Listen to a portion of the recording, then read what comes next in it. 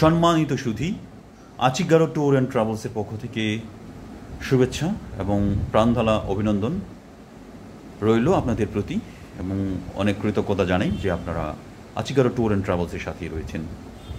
স্পেনের বিষয়ে বলবো, ইউরোপ কান্ট্রি সেনজেনভুক্ত এবং সারা ওয়ার্ল্ডে আপনি এই রিসার্চ যদি করতে পারেন তাহলে প্রায় আপনার 150টারও দেশে আপনি বিনা ভিসায় আপনি ভ্রমণ করতে পারবেন।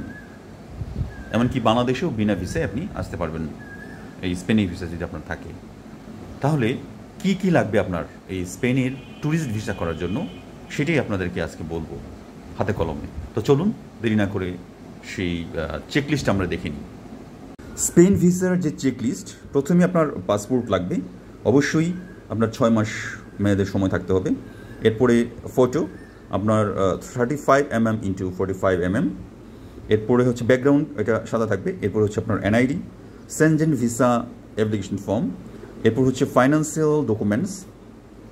এরপর হচ্ছে ক্রেডিট অর ডেবিট কার্ড। এরপর হচ্ছে ইনকাম ট্যাক্স। এরপর হচ্ছে ইনভাইটেশনস লেটার। এরপর হচ্ছে ব্যাঙ্ক স্টেটমেন্ট।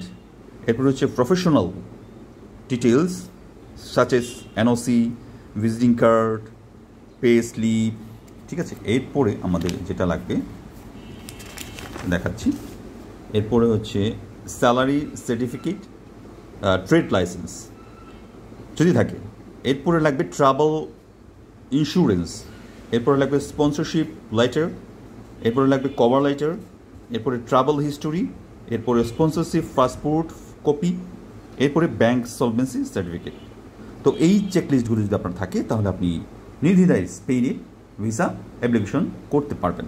তো সকলকে ধন্যবাদ আচিগারো ট্যুর অ্যান্ড ট্রাভেলসের সাথে থাকার জন্য।